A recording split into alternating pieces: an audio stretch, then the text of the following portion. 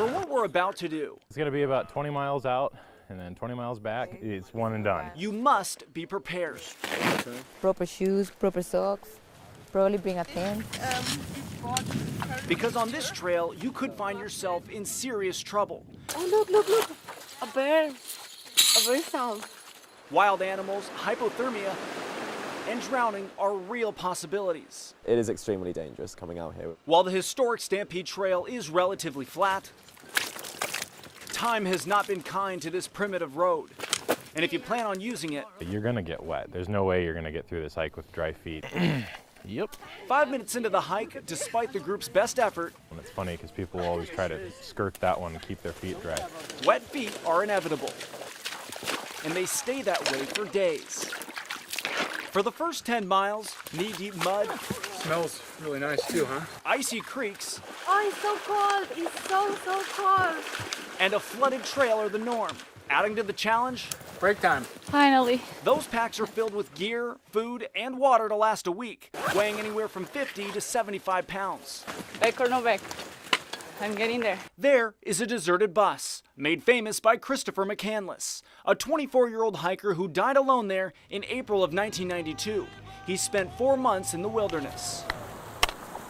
At 8 miles in, we come to the first of 2 dangerous river crossings. Ready to cross this thing? In groups of 2, locking arms, they wade out into the savage river. Don't look at the water, look at the far shore. You can't see the bottom anyway. With each step forward, the water gets deeper.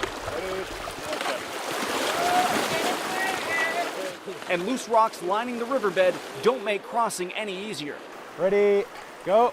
Once on the other side, You don't want to crash in the last few feet. It was terrible. He wanted to let me go. Such a bad river partner. I said, if you fall, don't stick to me. thinly veiled smiles mask what lies just a few miles further down the trail. The Teklenika is the largest and most dangerous river crossing on the way to the bus. It's a combination of deep water and fast currents that can sweep you right off your feet.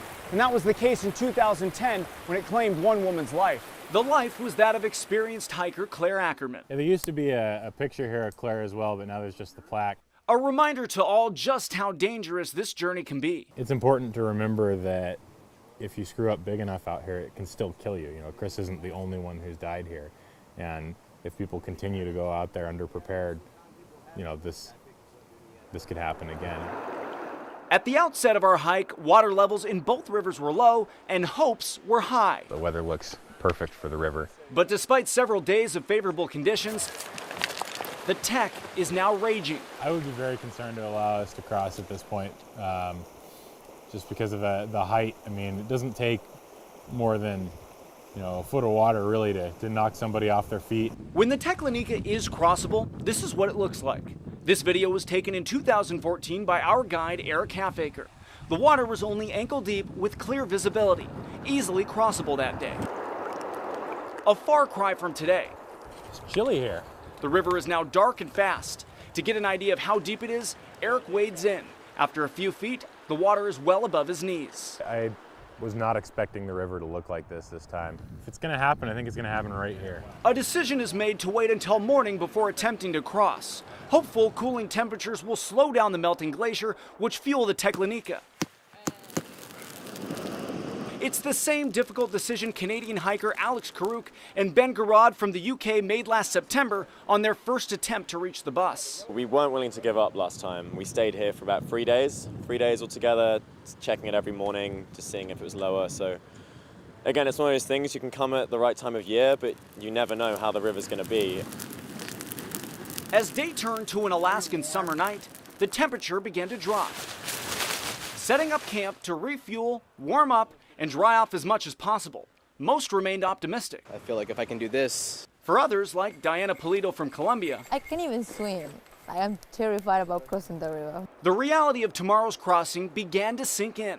Fearing for her life, Diana wishes she was anywhere but here. If it wasn't because it's too dangerous to go back on my own, I would definitely consider it. We arrived at the Teklenika 24 hours ago. The river was too high to pass. Hopeful it would fall overnight, we placed these rocks along its shore. This is where the river was last night. This is where the river was this morning. As you can see, while the river does continue to drop, it hasn't dropped enough for us to safely cross, marking the end of our journey. It is frustrating, this river, but it's strange as well. Obviously, Christopher McCandless was trapped on the other side of it, and it's really odd knowing that feeling. A strange feeling that is going through everyone's mind. Disappointed that the Teklenika has left us cut off from our destination, but thankful to be trapped on this side of the river instead of that one. It's a shame that he was on the, in a sense, on the worst side, because we can still come back. We can still go home. Chris never had that choice.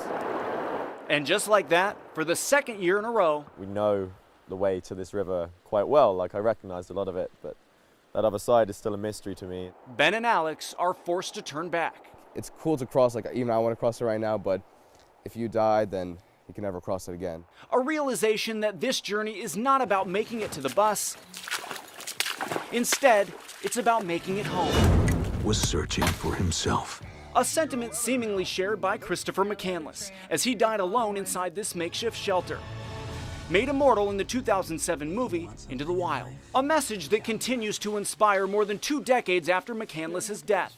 It remains the driving factor for many as they too seek a journey into Alaska's backcountry, each hoping to learn from Chris's mistakes. At the same time, embracing the one thing many believe he longed for. I think it's great that so many people come from all over the world. Some people, you know, they don't even know each other. And everyone gets along. Like, everyone in this group is lovely. And, you know, I've made people that I'm going to know and be friends with for the rest of my life. And that'll always be, you know, worth it. That aspect of it will always be worth it. On the Stampede Trail with photojournalist Albert Luton, Blake Essig, Channel 2 News.